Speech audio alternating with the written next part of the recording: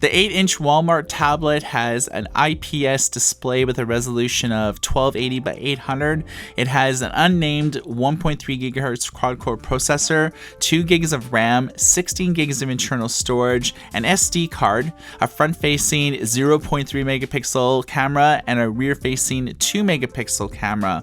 It retails for $64.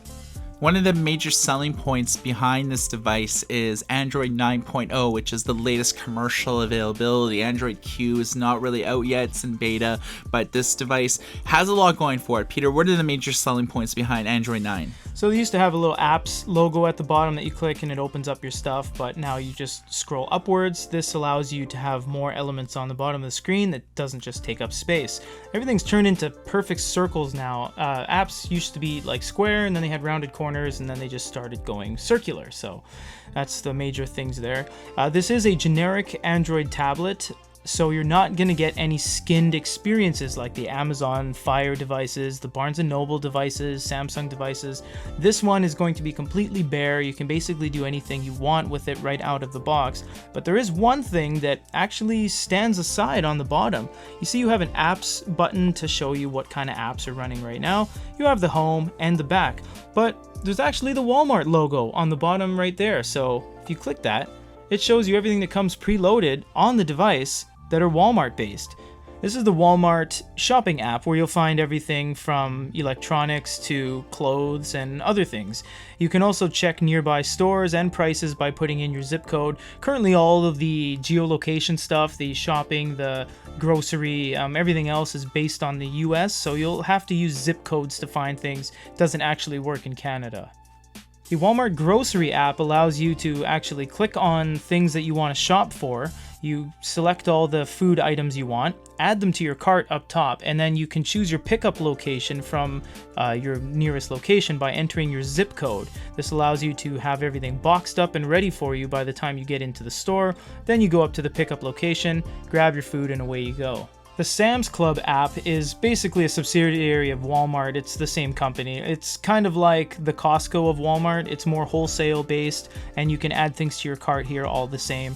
Even check barcode listings on the top search bar. The Vudu app allows you to watch movies and TV shows and all that kind of thing, but really, again, it only works in the States.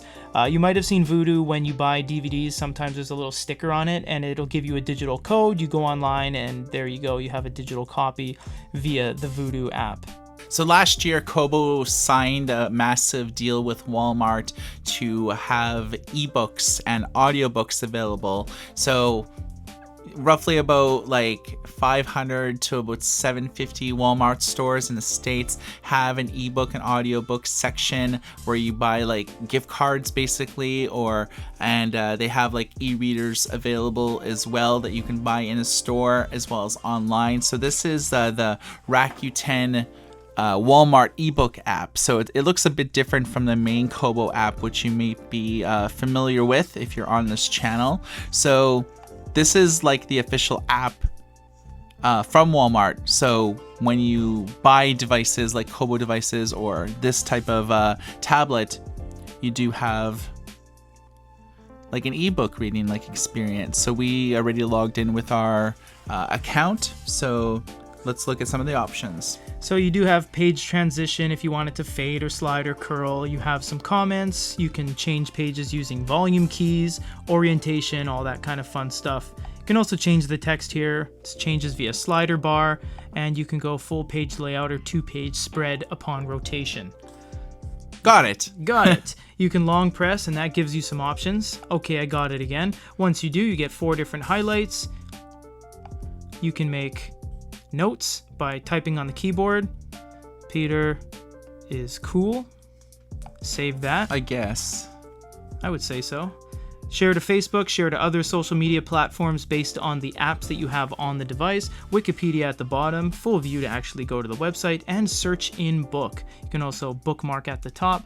A little page curls over to show you've made a bookmark. Yeah, so you can buy books on this device. You're not kind of like locked out to purchases that you've already made. So you can see the official store looks different from the main home screen, which gave us recommended reads and things like that. So this is like the full store experience where you can purchase audiobooks, ebooks, new releases. This is more or less the type of interface that Kobo has like on their main website. So they have basically a mobile version tapping into their website. So that's the home, and then we can just sort of isolate ebooks. And you have dedicated section here for emerging prize winners, which is Kobo's like writing competition.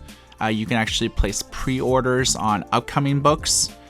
Because we're in Canada, it's geolocating to the Kobo.ca, Walmart.ca experience. So global mail bestsellers, new and hot fiction. You can see that we can buy it for $1.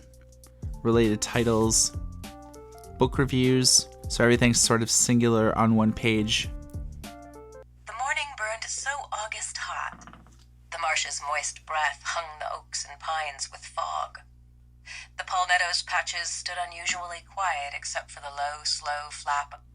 I'm surprised that the speaker As am quality is like really solid, even with the tablet line basically where the speaker is. Now, we're not doing Dolby technology. We don't have 4 speakers or even 2. There's just the single on the back, but the volume capacity is quite good, and you didn't get that kind of crackling you get when something's really loud. Yeah. It's actually not too bad. Very surprising. This is a digital comic on the ComiXology app. This really gives you a sense on the vibrancy of the screen. So it's pretty respectable. You know, for the value, that's not looking too bad. The reds are red, the blacks are actually pretty black. You don't see those kind of fuzzy grays when you look at a black spot. Yep, so this is guided view. Sort of nice. just isolates the specific frames if you want to do it like this. Otherwise, you can just read it kind of full screen or just like isolate specific frames. There's worse things in the world that you can spend $64 on. You could be a fiend like me and spend that on microtransactions, on games, or you can invest in this Walmart tablet. I feel that with Google Play in conjunction with all the Walmart core apps and Android 9.0, this is worth it. I mean, you're not with bleeding edge specs here, but 2 gigs of RAM, quad core processor, anything that you could really do in terms of standard ebook reading experience like Walmart ebooks, audiobooks, digital comics, manga. This is going to perform super well. You're not going to really kind of get like a full HD experience watching Netflix. You're not going to get like a 2K or 4K experience, you know, watching like Amazon Prime Video and things like that. But this is a great low-cost tablet that is powerful, that does a lot of things well. There's not a lot of lag and stuttering when you do things. There's not a noticeable discordant experience with this. So I rated a buy. Thanks for watching our review video on the 8-inch Android tablet from Walmart under the Onn brand. For GoodReader.com, my name is Michael. This is Peter. Everybody take care.